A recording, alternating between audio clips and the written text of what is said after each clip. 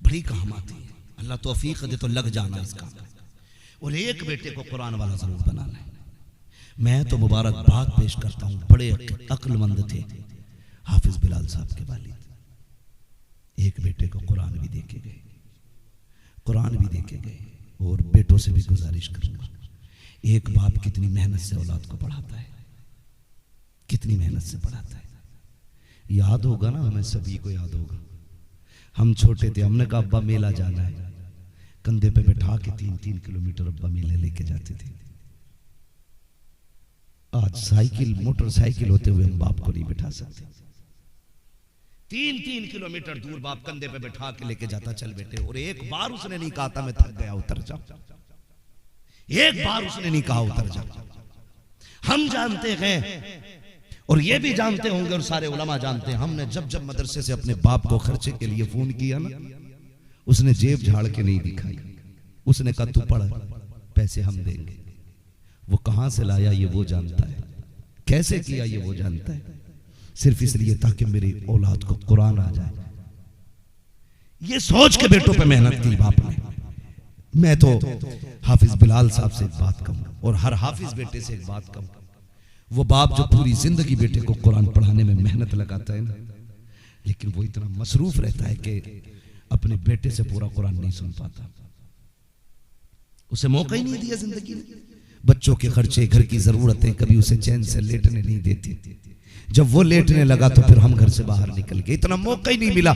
कभी हम बाप से कहते अब्बा जो कुरान तूने पढ़ाया ना आज सुन ले, ओ भाई ये मौका बिस्तर पे नहीं मिलेगा। बाप कब्रिस्तान चला जाए ना, दुनिया मिट्टी डाल के आ जाए तो तुम्हें लौट के नहीं आना है। कहना अब्बा आज तू भी फुर्सत में गए, तेरा बेटा भी फुर्सत में गए।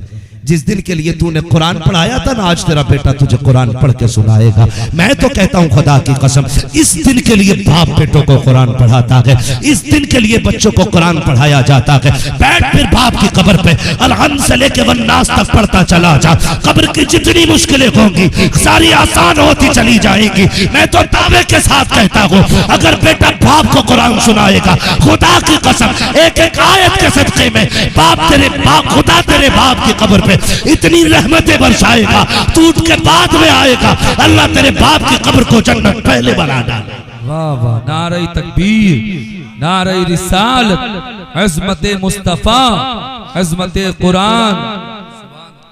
आज उन्हें काम आया कुरान पढ़ाना, आज उनके काम आ गया। सुनाओ फिर एक दिन बैठ के अब्बा को कुरान, अब्बा सुनो ना, बहुत दिन हो गए तुम्हें कुरान सुनाने आया हूं, तुम्हें कुरान सुनाने आया हूं। जब पढ़ोगे खुदा की कसम खुदा की रहमत नाजिल होगी, खुदा की रहमत नाजिल होगी। इसलिए मैं कहता हूं कम से कम एक बेटे को कुरान दे दो, और फिर सारे बाकी के भाई के चल भाई कोई मसला नहीं है, तू कमा या ना कमा, तू हमारे लिए बख्शिश का सामान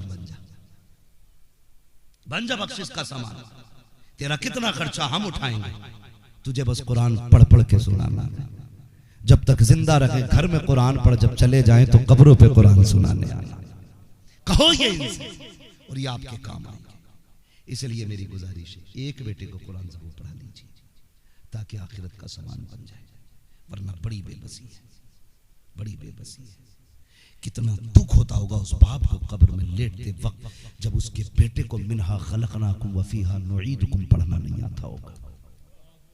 कितना दुख होता होगा जनाजे में लेटे हुए उस बाप को जिसके बेटे को अल्लाहुम्मा अग़फ़िर लिहय्यिना व मय्यितिना व शाहिदिना व गायबिना कहना नहीं आता होगा। वो तड़पता होगा जनाजे में, काश आज मौका मिल जाता उठने का, मैं गिरबान पकड़ के पूछता इस दिन के लिए पाला था मैंने।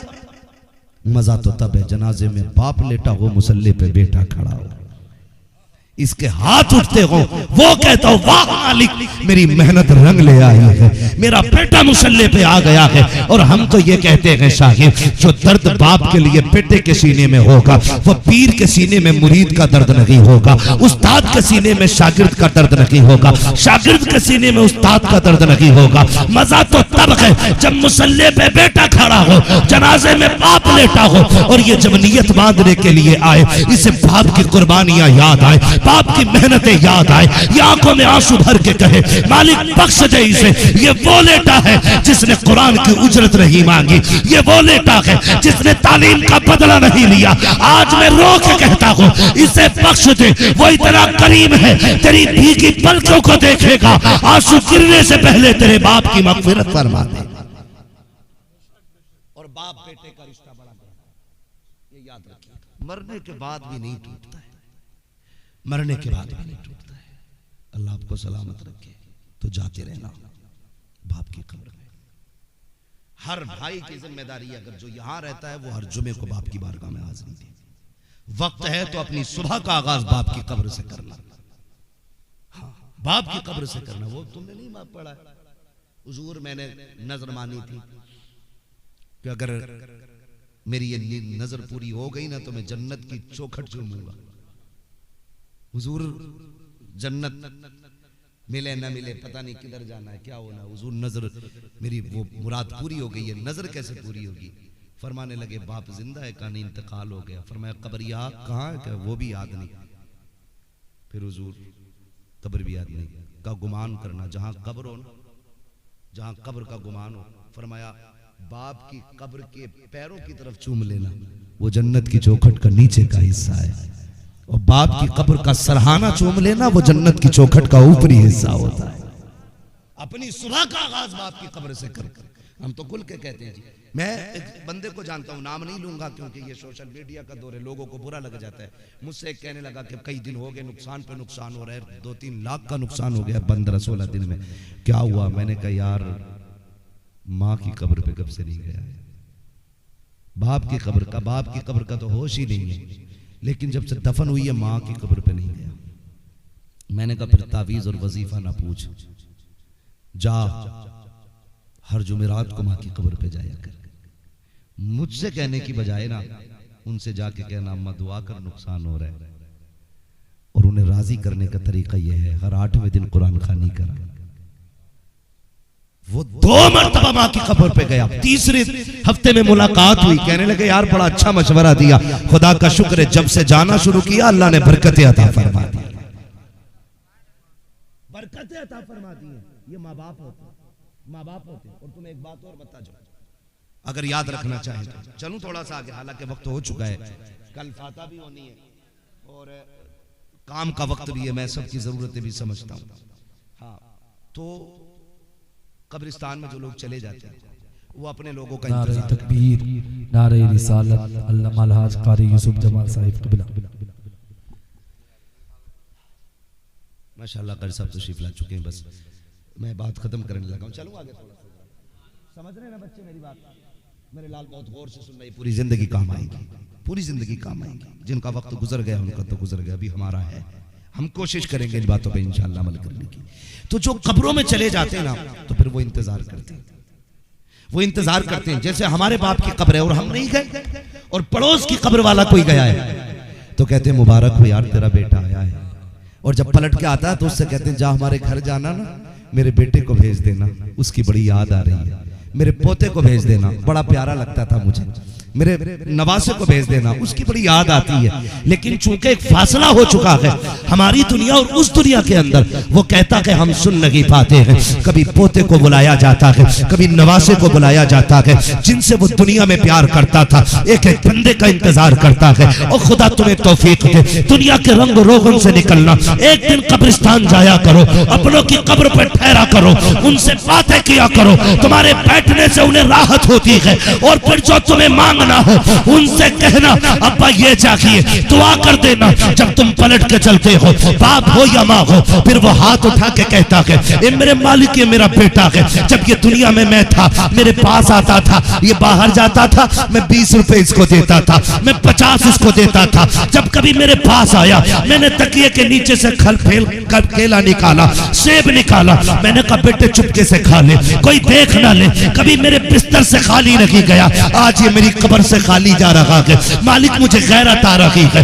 रब फरमाता फरिश्तों इससे पूछो ये चाहता क्या है, तो वो पूछता के बंदे से बता तेरी क्या मर्जी है, तो वो ये कहता कि बाप अगर मेरे पास पावर होती तो मैं खाली नहीं जाने देता। ए मेरे मालिक मैं तो नहीं दे सकता मगर तू तो दे सकता है, तू तो दे सकता है, मालिक अपने करम से दे। अल्लाह कहता फरिश्तों जब ये बाप के पास आता था वो अपनी ताकत से देता था, आज हम अपनी शायाने शान इसे देंगे, हम अपनी शायाने शान देंगे। फरिश्ते कहते मालिक क्या देना चाहता है, रब फरमाता इसका नाम है अमाल निकाला जाए, नाम है अमाल निकाला जाता है। रब पूछता बताओ इसका नाम कौन सी जमात में है, फरिश्ते कहते हैं ये जहन्नमी है, फरमाया जाता इसे जन्नती लिख दिया जाए। फिर पूछा जाता है बताओ इसकी नेकियां कितनी है, गुनाह कितने हैं, मालिक गुनाह ज्यादा है, हुक्म होता है इसके सारे गुनाहों को नेकियों में बदल दिया जाए। फिर पूछा जाता है बताओ तो सही ये जन्नती है कि जहन्नमी, का दफ्तर तो ये कह रहा है कि ये जहन्नमी है, हुक्म होता है इसे जन्नती लिख दिया जाए। पूछा जाता है ये हमारे दोस्तों में है कि दुश्मनों में, फिर आवाज आती है ए मेरे मालिक ये तेरे दुश्मनों में है, हुक्म होता है हमारे दोस्तों में नाम डाल दो। फरिश्ते कहते मालिक आज ही आया है, इतने इनामात दिए जा रहे हैं, कितना देगा। आवाज आती है चुप हो जाओ फरिश्तों, अगर मैं भी उतना दूं जितना बाप देता था तो फिर मुझ में और बाप में क्या फर्क रखेगा। मैं जमाने को बताना चाहता हूँ कि जो अपनी ताकत के मुताबिक बेटे को दे देता है वो बाप होता है, जो शायाने शान देता है वो खुदाए पाक होता है। नारे तकबीर, नारे रिसालत, मसलके आला हजरत अज़मत मुस्तफ़ा, सुभान अल्लाह माशाअल्लाह। ओ भाई अपनों की कब्रों पे जाया करें, अपनों की कब्रों पे जाया करें। आखिरी बात जो बहुत जरूरी बात है ये मैं पूरी कर लूं। अक्सर बाप के इंतकाल के बाद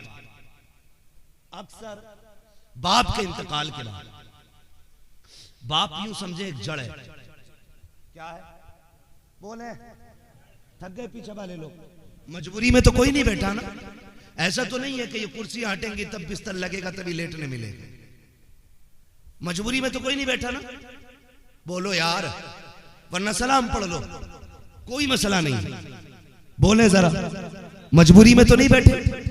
चलूं मैं आगे। बाप एक जड़ की तरह होता है, जब बाप इंतकाल कर जाता है ना तो फिर टहनियां बिखर जाती है।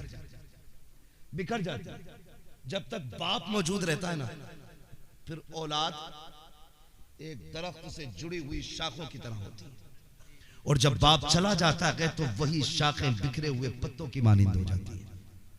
मैं सारे भाइयों से गुजारिश करूंगा बाप गया है तो ये चमन बिखरना नहीं चाहिए, ये मोहब्बतें टूटनी नहीं चाहिए, दूरियां नहीं बढ़नी चाहिए।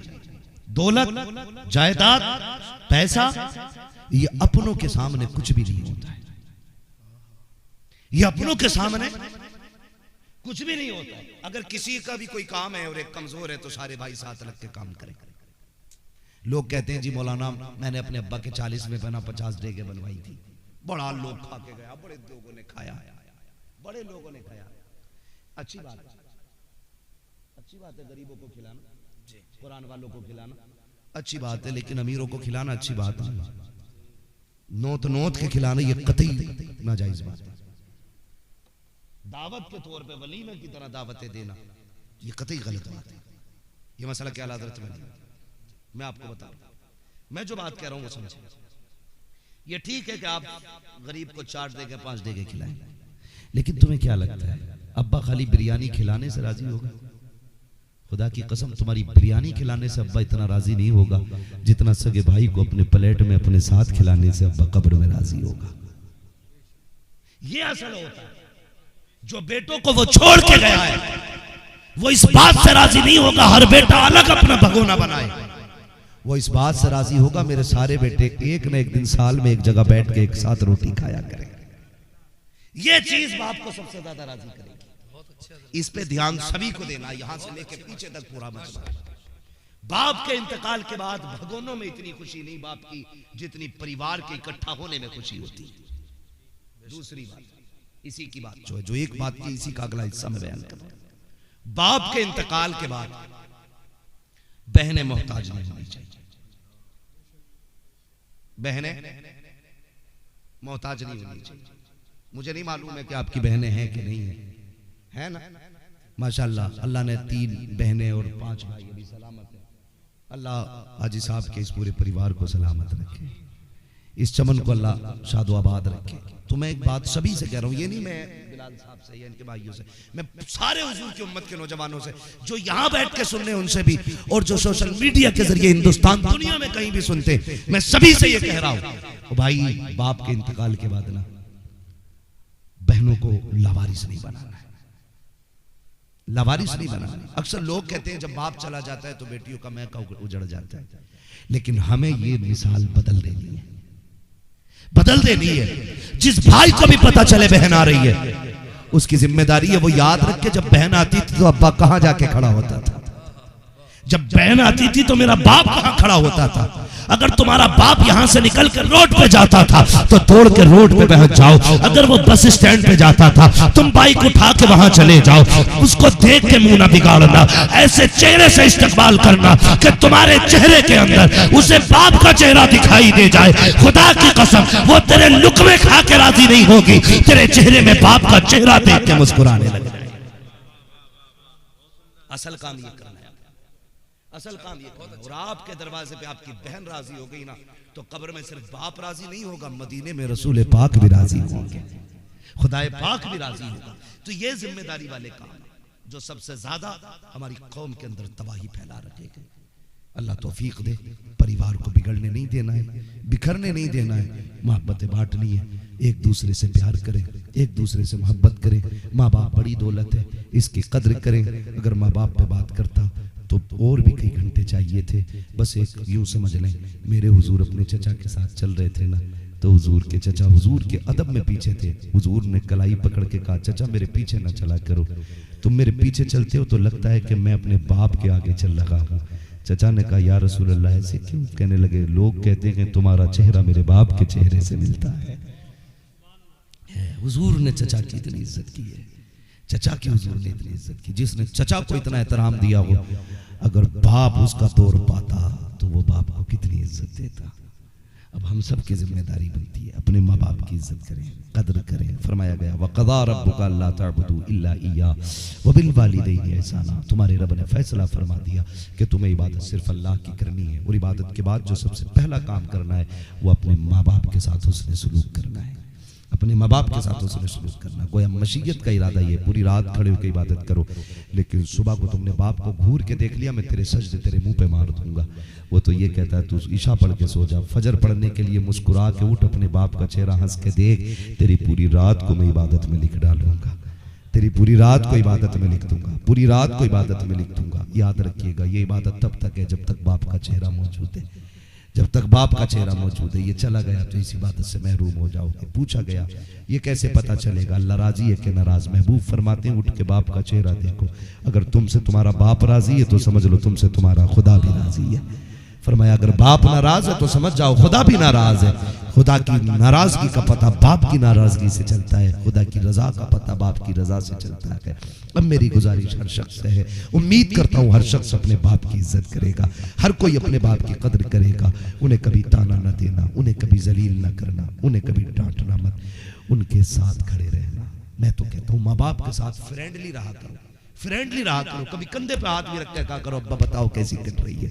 कभी 5 मिनट दे के पूछा करो, जवानी के दिन बताओ, बताओ तुम्हारे कौन यार थे। कभी पूछा करो उनसे ये भी, खुदा की कसम तुम्हारे जो कैप्सूल और बोतलें होती है ना, उनसे उनको इतनी एनर्जी नहीं मिलती जितने तेरे प्यार के लहजे से उनको ताकत मिला करती। तो आप अपने बाप के साथ इस तरह रहें, फ्रेंडली रहें। हर कोई फ्रेंडली ना रहे, ये नन्हे मुन्ने फ्रेंडली ना रहे। कभी ये कंधे पे हाथ रख ले, तुम्हें अदब कर। और मैं बच्चे बैठे हैं, मैं इनसे ये बात भी कह जाऊं, मेरे लाल अगर मोबाइल चलाते हो ना तो इसको न चलाना, उससे ज्यादा कोशिश करें कि आप किताबें पढ़ें। अगर आप मोबाइल चलाएंगे तो 20 साल बाद तुम्हें भीख मांगनी पड़ेगी, और किताबें पढ़ोगे तो 20 साल के बाद हुकूमत करोगे तुम। कलम तुम्हारे हाथ में आएगा ना तो पावर तुम्हारी होगी। फिर कंप्यूटर, लैपटॉप, बड़ी बड़ी चीजें, सारी टेक्नोलॉजी तुम्हारे कदमों में पड़ी होगी। इसलिए मेरे बच्चों, गेम नहीं खेलना है, किताबें पढ़नी है। अभी वक्त पढ़ने का है, सिर्फ पढ़ने पे ध्यान देना। आपको पढ़ेंगे इंशाअल्लाह, बातें करें सारे बच्चे, वादा करें पढ़ेंगे इंशाल्लाह मेहनत से, सारे बच्चे मेहनत से पढ़िएगा, आप कामयाब बनिए, फिर सारी खुशियां तुम्हारी कदमों में होंगी। आज आप मोबाइल खेलोगे, गेम खेलोगे, आंखें खराब होंगी, कान खराब होंगे, जिंदगी खराब होगी, आखिर में भिखारी बनोगे, कोई तुम्हें लड़की नहीं देगा, फिर तुम चोरी करोगे, डकैत बनोगे, तबाह कर दिए जाओगे, जेल में पढ़ोगे। आज किताबें पढ़नी शुरू कर दो, कल हुकूमत करोगे, गाड़ियां तुम्हारे आगे पीछे होंगी, लोग तुम्हारे इशारे के मोहताज होंगे, इज्जतें तुम्हारे दाएं बाएं रहेंगी। इसलिए सारे बच्चे पढ़ें, मोबाइल फेंक दे। ये अंग्रेजों की चली हुई चालें हैं जो हमारी नस्लों को बर्बाद करना चाहती हैं। हम अंग्रेजों के इरादों को पूरा नहीं होने देंगे, हम वो इरादे पूरे करेंगे जो मदीने वाले ने हमें दिए थे। पहला ऐलान किया था इक़रा बिस्मि रब्बिकल लज़ी खलक़, हम पढ़ के दिखाएंगे और जमाने को बताएंगे हम हुजूर के उम्मती हैं, हम निकम्मे नहीं हैं, बल्कि हम कामयाब कौम बन के दुनिया में आए। पढ़ेंगे बच्चे इंशाल्लाह, माँ बाप को परेशान तो नहीं करेंगे, पढ़ेंगे इंशाल्लाह। हाफिज बिलाल साहब बैठे, मेहराब साहब बैठे, ये देखिए सारे उलमा बैठे, इन्होंने अपने बाप का सर ऊंचा किया है, पढ़ के सर ऊंचा किया। आपको भी सर ऊंचा करना है, पढ़ना है सारे लोगों को। मौला करीम मेरी गुफ्तगू में जो गलतियां अमदन साहब लफ्ज़न हो गई हूँ, मौला माफ फरमाए, इसके सही को अपनी बारगाह में कबूल फरमाए। बस जो हुए गलत उनको माफ फरमाए रब्बे कायनात। जिंदगी ने दिया साथ, फिर होगी सजदे की फरमाइश हो रही है, तो जल्दी से पूरा कर लेता हूँ। जरा कह दें सुभान अल्लाह, बोल दें जरा सुभान अल्लाह। मैंने आपसे चंदा नहीं मांगा है, वो मैंने पूरी तकरीर में आपसे ये भी नहीं कहा था ये हाथ उठाओ वो हाथ उठाओ, है ना, जो आपकी मर्जी, जैसा आपकी मर्जी आपने सुना। बस मुझसे फरमाइश हो रही है, भाई ने कहा है, बिलाल भाई भी कह रहे थे शजरा जरूर होना है, फिर मैं शजरा पढ़ना चाह रहा हूँ, पर आपसे इतनी सी गुजारिश है कि जब मैं इशारा करूँ तो आप सुभान अल्लाह कह दें। क्या कहेंगे? सुभान अल्लाह। अगर ये कैमरे वाले भी सुन रहे हैं हुजूर की बातें, तो फिर ये भी तो सुभान अल्लाह बोल सकते हैं, है ना। सारे मुसलमान बैठे ना कैमरे वाले, सारे मुसलमान है। ये तो सोचते हैं भाई घर जाके तो बार बार सुननी है, यहाँ क्या। खैर बहरहाल ये है कि यहाँ जमीन, जिस जगह महफिल होती है उस जमीन की बरकतों का ठिकाना नहीं होता, वो अलग ही एक मसला होता है, वो उसकी बरकत ही अलग होती है। तो ठीक है, जब यहाँ बैठे तो जरा सारे कहते हैं सुभान अल्लाह। और मैं आपको ये भी बता दूं, मैं आप सुभान अल्लाह इसलिए कहलवा रहा हूँ हज़रत कार साहब के, जब मैं हाथ का इशारा करूँ सुभान अल्लाह कहो तो इसका मतलब समझ लेना मौलवी सांस लेना चाह रहे हैं। आप सुभान अल्लाह कहोगे मुझे सांस लेने का मौका मिल जाएगा, आपको नेकी मिल जाएगी, मुझे सांस मिल जाएगी। तो बोलेंगे सुभान अल्लाह। जरा बच्चा पार्टी बोले जोर से सुभान अल्लाह। इतनी जोर से आवाज, तुमसे ज्यादा शोर हमारे घर के बच्चे कर देते, तुमसे सुभान अल्लाह कहने को बोल रहा हूँ, वो खाने पीने में इतनी जोर से लड़ जाते हैं कि इससे ज्यादा शोर होता है। ठीक, नबी के लिए आना, और सिर्फ यही नहीं, जहां भी लगे कि हुजूर की महफिल सजी है और आपके पास वक्त है तो फिर जाया करो। फिर इंतजार नहीं कि कोई दावत देगा, नोतेगा, रोटी खिलाएगा फिर जाएंगे। अरे यार टुकड़े खाने तो कुत्ते भी चले जाते हैं, तू आया तो क्या आया यार, रोटी खा के उसका हक अदा करने आया तो क्या आया, टुकड़े खा के तो कुत्ते भी हक अदा करते। तू तो इंसान है और हुजूर का उम्मती है। कोई दावत दे ना दे, कोई बुलाए या ना बुलाए, महफिल हुजूर की है तो दौड़ के जाया करो। कोई पूछे तुझे तो बुलाया भी नहीं था, कह पीछे हट जा, महफिल हुजूर की है और हम आशिक हैं हुजूर के। जब शमा जलती है तो परवानों को दावत नहीं दी जाया करती, जाया फिर तो दीवाने खुद तड़प के जाया करते। और ये आदत हमारी हुजूर देखते, हुजूर देखते। तो जब भी हुजूर की बातें होना फिर दिल से होनी चाहिए, दिल से होनी चाहिए। अल्लाह का शुक्र है उसने हमें और आपको सुन्नी बरेलवी बनाया। कई लोगों को ये भी खुजली हो जाती है, बरेलवी किधर से लग जाता है। तो अगर किसी के जहन में ये कीड़ा हो तो इसे साफ कर लें। याद रखिएगा, कोविड वैक्सीन जानते हैं ना, जानते कब लग रही थी?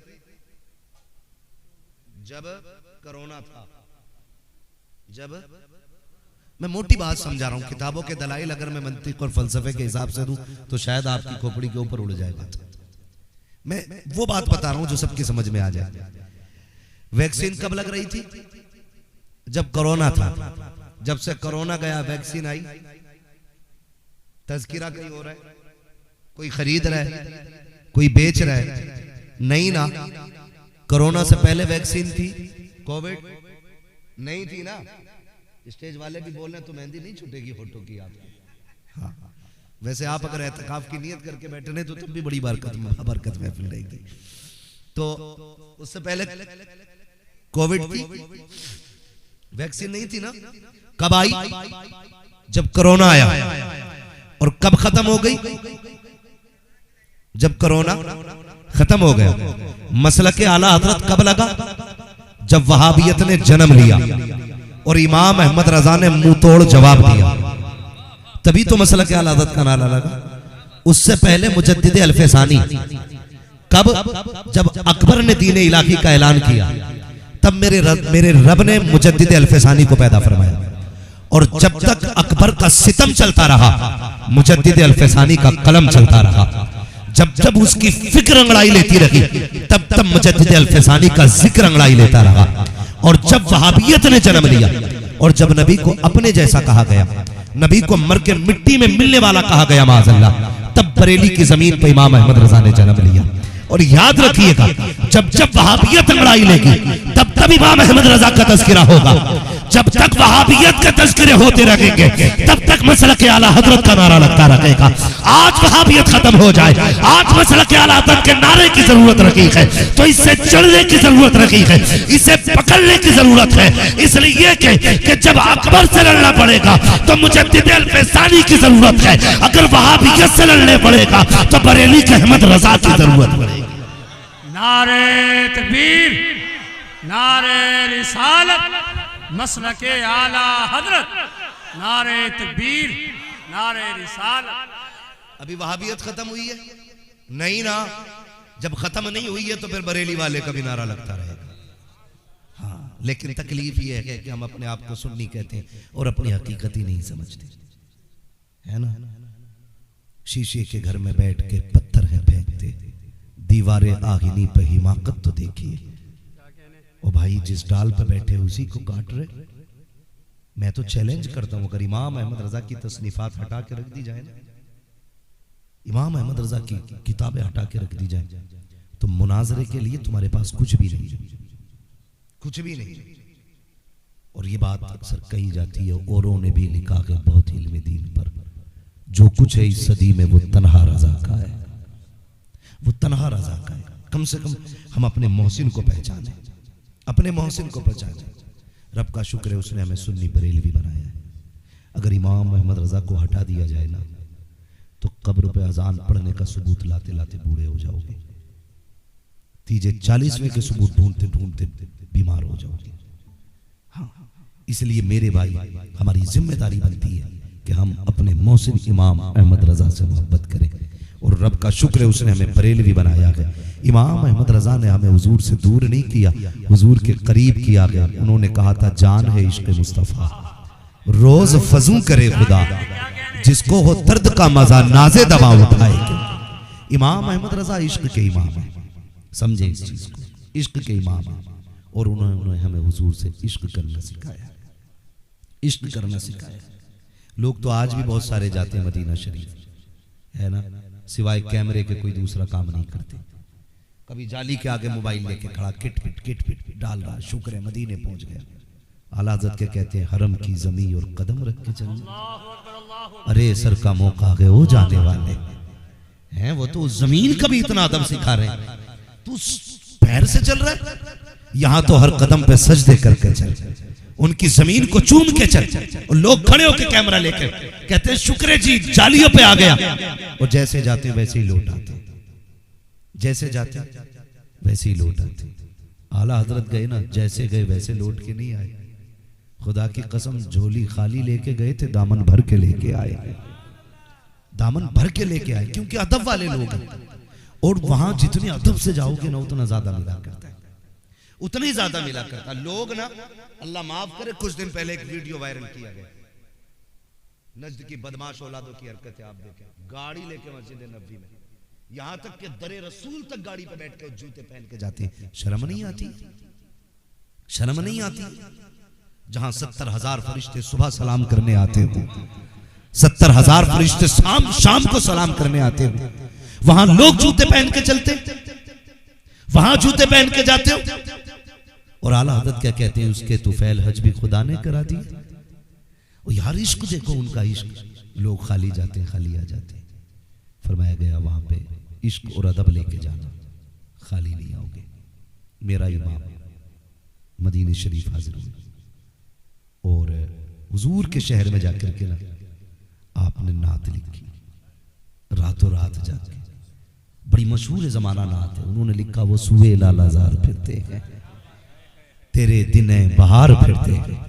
उन्होंने ये नात वहां लिखी और लिखते रहे, रोते रहे और रोते रोते सहर के वक्त में जब सहरी का वक्त आया, आपने ना अपने खलीफ और मुरीद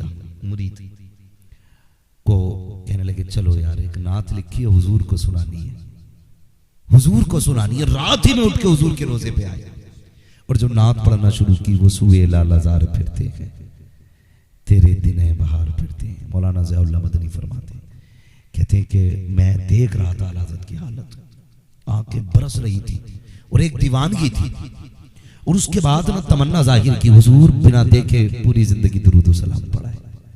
आज अहमद रजा देखना चाहता है, मेरा जी चाहता है तेरे चेहरे को देखूं ना फिर तेरे चेहरे पे दुरूद भेजूं, तेरी जुल्फों को देखूं फिर तेरी जुल्फों का तज़किरा करूं, तेरी आंखें, तेरे होठ, तेरे लबो रुखसार का तज़किरा फिर हो, पहले तेरी ज़ियारत होनी चाहिए।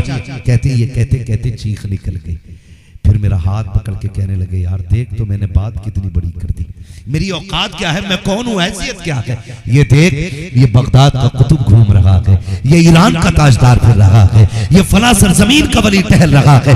देख तो सगी कितने बड़े बड़े आए हैं और कहा मैं कहा हुजूर की चौखट, ये तो गर्दन झुकाए घूम रहे हैं और एक मैं हूं कि उनके चेहरे की बात करता हूं। फिर मेरे इमाम ने अपने आप को इतना गिराया, इतना गिराया, इतना गिराया कि आप कह देते हैं कोई क्यों पूछे तेरी बात रजा, तुझसे कुत्ते हजार फिरते हैं। इतना कहना था सारे पर्दे हट जाते हैं, सामने मुस्तफा का जलवा साफ नजर आने लगता।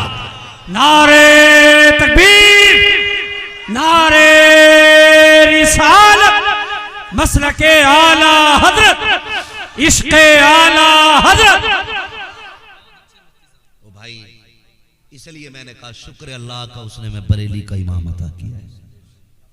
इश्क का इमाम है, इश्क का इमाम है, उसने हमारे अकीदों की हिफाजत की है। अल्लाह तौफीक देना। वैसे तो अब आम तौर पे लोग ना 10-10 हज़ार 20-20 हज़ार एक इलाके से लोग उम्रे पे जा रहे हैं। अल्लाह ले जाए ना किसी को मुकद्दर से हुजूर के रोजे पे, तो फिर अदब करना, अदब करना। ये देखना कहाँ खड़े हो, कभी ख्वाब में भी नहीं सोचा था हमारे कदम इस जमीन तक आएंगे, सोचा भी नहीं होगा। इतनी मुबारक जमीन, वहां खड़े हो जहां की जमीन अल्लाह के अर्श से ज्यादा अफजल है। वहां जाओ ना तो टूटा दिल लेके जाना। जानते हो जब कोई आशिक तड़पता हुआ जाता है अब हुजूर की चौखट पे, फरिश्ते कहते हैं आका दीवाना आ रहा है, हुजूर फरमाते हैं तुम चुप हो जाओ, बड़े दिनों के बाद ये फासले मिटे हैं, आज दूरियां मिटा के आया है, मुझे मालूम है कितने दुख उठा के आया। फरिश्ते तुम साइड हो जाओ, आज ये कहेगा हम सुनेंगे। बोले जरा सारे सुभान अल्लाह। आदम के बेटे शीश, शीश के बेटे यानस, यानस के बेटे कैनान। पीछे वाले भी बोलते जरा सुभान अल्लाह। मैं पैसे बांटने आ जाऊंगा, पीछे कुछ नहीं बोले, नाराज हो रहे पैसा देख के। ले जाओ भाई अगर मसला इसका है, और अगर बोल सकते तो जरा बोले सुभान अल्लाह। आदम के बेटे शीश, शीश के बेटे यानस, यानस के बेटे कैनान, कैनान के बेटे मैलाइल, मैलाइल के बेटे ब्यारत, ब्यारत के बेटे इदरीस, इदरीस के बेटे मुतवश्शिक, मुतवश्शिक के बेटे लबकने कराम, लबकने कराम के बेटे नूह, नूह के बेटे साम, साम के बेटे जुल्हाल, जुल्हाल के बेटे शाले, शाले के बेटे आबिर, आबिर के बेटे दाता, दाता के बेटे रावा, रावा के बेटे सारू, सारू के बेटे नाखुर, नाखुर के बेटे तारिक, तारिक के बेटे इब्राहिम खलीलुल्लाह, इब्राहिम खलीलुल्लाह के बेटे इस्माइल ज़बीहुल्लाह, इस्माइल ज़बीहुल्लाह के बेटे केदार, केदार के बेटे अबाम के बेटे अमल, अमल के बेटे साबित, साबित के बेटे सलमान, सलमान के बेटे रईसा, रईसा के बेटे इलियासा, इलियासा के बेटे ओद, ओद के बेटे हव्वा, हव्वा के बेटे अदनान, अदनान के बेटे मोहित, मोहित के बेटे नदार, नदार के बेटे मुदिर, मुदिर के बेटे इलियास, इलियास के बेटे मुदरिका।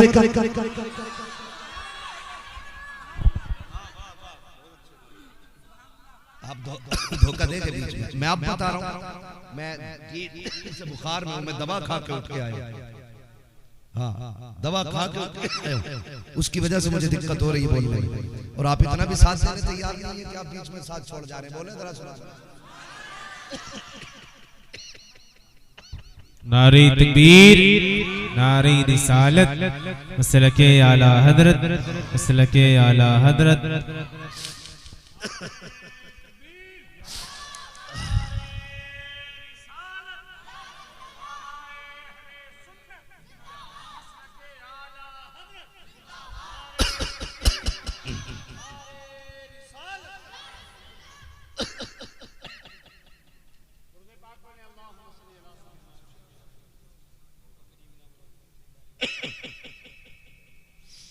बोले जरा सुभान अल्लाह और जोर से।